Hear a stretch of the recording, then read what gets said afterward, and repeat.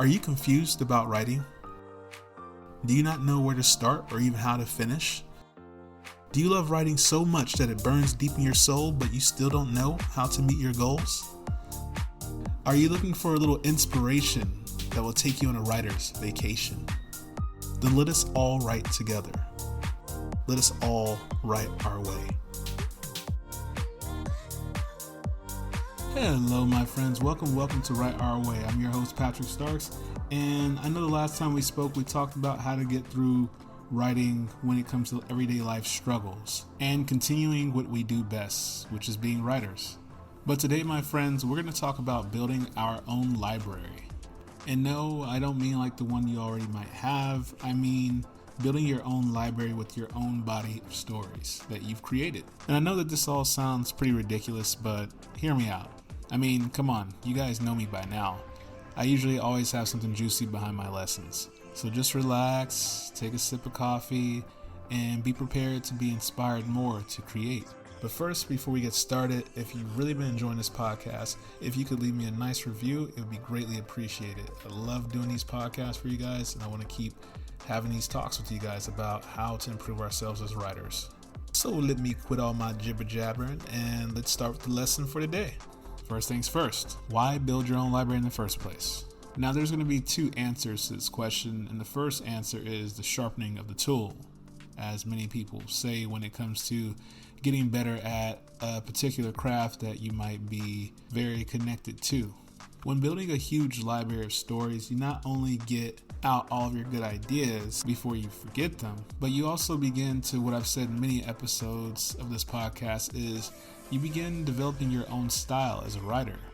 And I know that at times writing can appear to be just writing for those of you who are just beginning. But if you've been studying up on your reading, as I've always mentioned, you'll notice that a lot of authors and writers have their own style.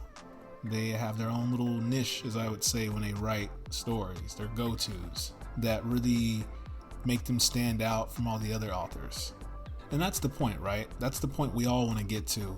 We want to get to the point in our writing where when somebody reads it, they can say, hey, that's Patrick Starks. That's his book. You know, it shouldn't be like, oh, well, I don't know what that author is or what that writer is. I mean, it's okay. I mean, really, at the end of the day, it's as long as they enjoy the story. But it's so much more rewarding when they can read something from you and just know it's yours. I mean, it's to the point it's so unique that your readers know that there's nobody out there that could have written that but you. And my friends, although you might think you might not have that, trust me, you do. Everyone has it. You just have to dig a little bit deeper within yourself and really, again, sharpen the tool and really study your writing, go back to it and see where you've improved and really try to have a focal point on how much you've excelled in your writing and what needs to be worked on. Like I've said before in the previous episodes, a lot of times when I was writing, when I was first starting off, I had the tendency to say nevertheless every time I started a new paragraph. Well, not every paragraph in my stories, but most of the time, like, you would see it a couple of times, and it got to the point where it was just over excessive. You don't need to repeat the same words like that over and over. It just kind of shows your reader that you don't have a high vocabulary, which I did not at the time. I'm not gonna be shamed on that. But you get better, you read more, and you start studying the dictionary, you start learning more new words, and you have more, like I said, the more words you have at your disposal, the more you can have a better story. But I'm not going to go back over that again because you guys heard me ramble on about that many times. We're going to go back to, again, what we're talking about in general, which is building of your own library. I would say, honestly, one of the third reasons why this is good to do is because it really gives you a lot of inspiration as a writer, especially a writer that's just starting. I mean, when you start seeing a huge body of your work, and this can apply to anything, this doesn't have to be just writing, this could be songs or, or any type of like visual effects or graphic design, anything. When you start seeing a body of your work, you really get the sense that you are this writer, you are this artist, because you have a body of work that you can show people, and that body of work, as I said before, is what we call a portfolio. And that's essentially what we're doing when it comes to writing.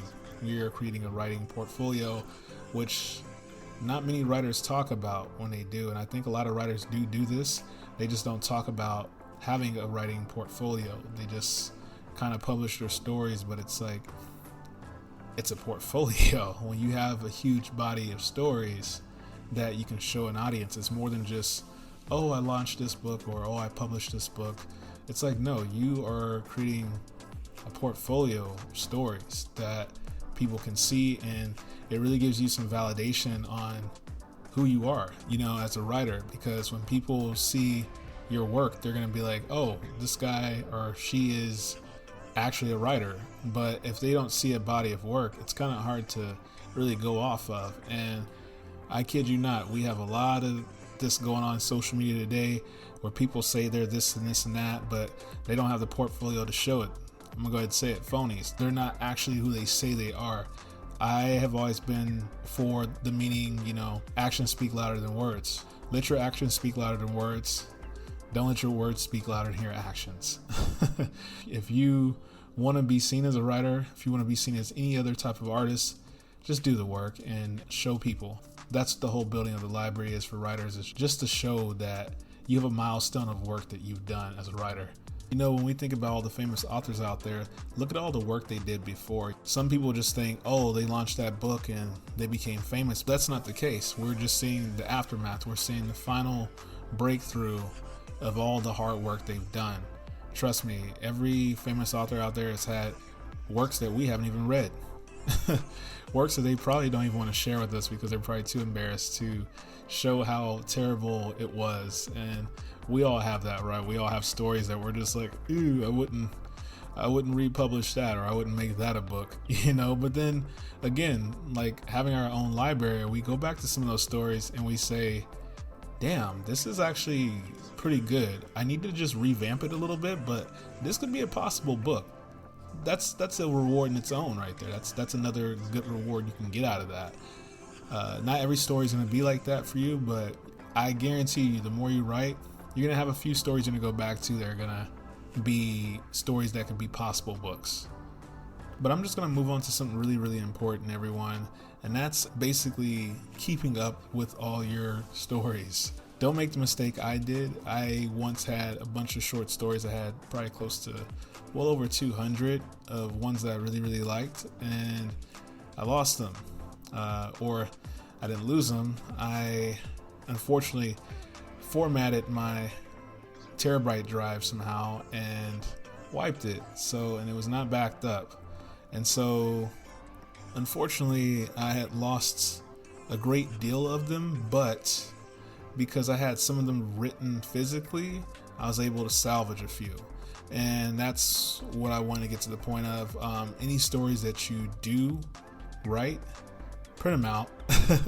I know you have a flash drive, or I know you have them on a drive of some sort, but please, please, please print them out and put them in like a file cabinet or something, because you just never know. It's always good to have physical and digital copies. That's my thing now.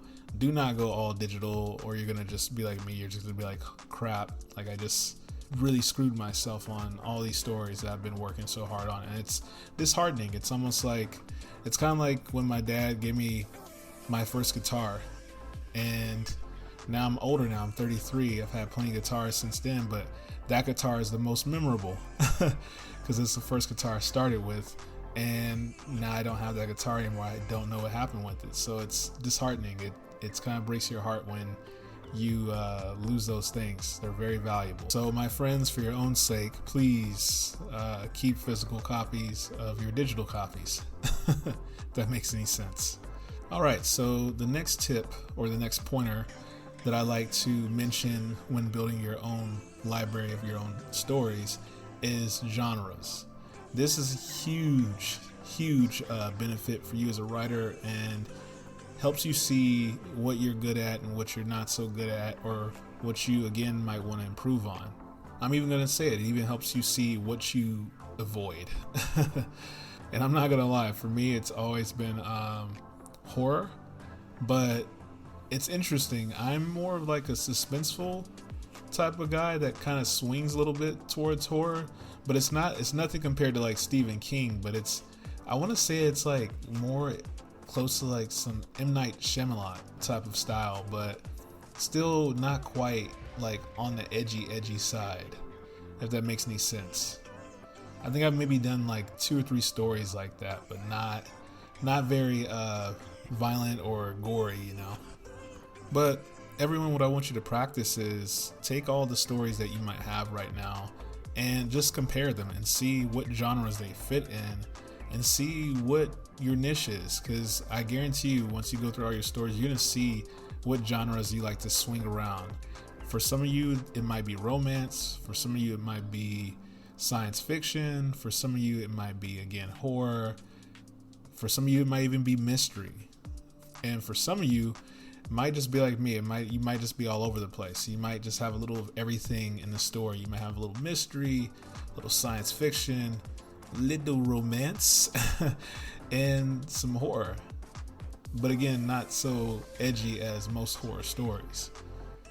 And so once you figure out whatever genre you swing around the most, I want you to then figure out what other genre you might be interested in trying out or, you know, practicing with. Because I think it's very good as writers that we kind of get an understanding of each genre. It, again, to me, it only benefits you as a writer. And I think that's why, for me, my stories are not, I hate to say all over the place, but they're kind of mixed with everything. And it has this nice balance, is because I have a good understanding of mostly all of the other genres. And again, that comes with a lot of reading. As I said before, I'm going to keep drilling you guys on this. Read. That's going to be the key to getting better at writing. There's no other way. Sorry if you don't like reading. You're gonna have to just suck it up. You're gonna have to start reading to really get an understanding of how each genre flows, because the dialogue's going to be different. For horror, it might be a little bit more jump scary. It might have a little bit more aggression. For romance, it might be a little subtle. It might be a little bit more hidden, where they're kind of leaving the reader at the edge of their seats trying to figure out what's going on, who likes who, or what's going on between the love triangle, etc. Or it could be mystery, like who killed who, what's going on, you know. So it's got this whole, like, it again is leaving the reader with this mind to like wander and figure out themselves, or kind of have an assumption of what's going on, but they'll never really know the answer. And the answer is usually the opposite of what they're thinking, which is the mwaha moment for most writers, right? That's what we love to do. We like to psych out people. That's our thing. I mean, if we were so predictable, then it'd be no point of writing. It'd just be like, all right, here's a synopsis, enjoy. The end. You know, it's you want to leave them with something that they are intrigued with to know, but don't really know what the hell is going on at all. And last and the least, I don't want to say but not the least, because this is the last and the least. I'm confusing myself. But yes, the last thing I wanted to mention about building your own library is genders. Figure out what you're doing in your stories. I know for males, we typically like to write, have our protagonists be males.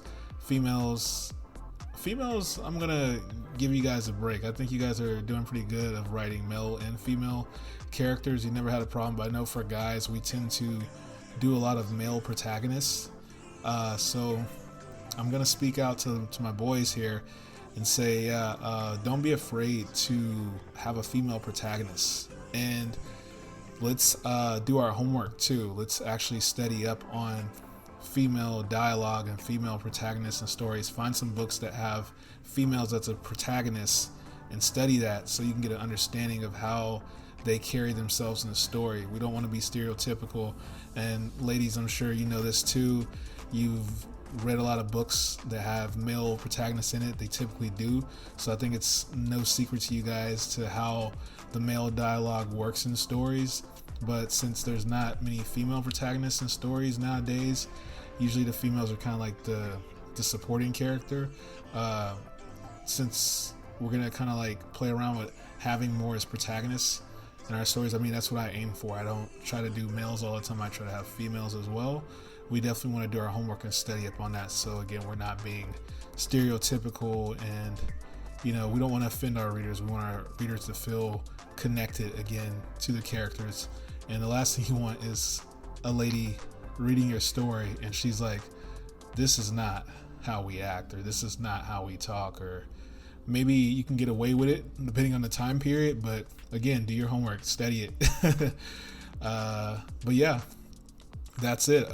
Again, from your library, look at who you have as your protagonist the most, and really play around with other genders. And it doesn't even have to be male or female. It could just be some random beast or monster or something like that. You don't even have to mention the gender.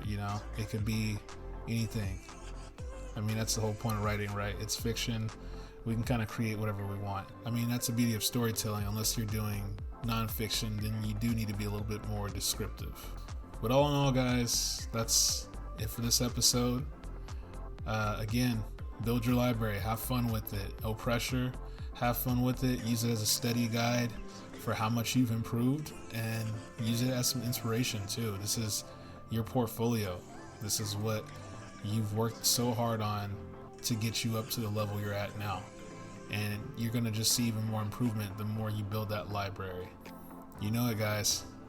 Become a child again. Imagine, my friends. And yeah, I'll see you guys in the next episode. And please, if you could, leave a review. I would greatly appreciate it. I love doing these podcasts for you guys. I love having these discussions, and I see a lot more people tuning into the Write Our Way family. So I just want to keep going, and I want to keep growing this family and having these discussions as writers, because we're all trying to improve. We're all trying to get better. And hey, as they say, reading is fundamental. Writing is fundamental too. So you know it, guys. All right. Have fun. Keep writing. See you on the next episode. Cheers.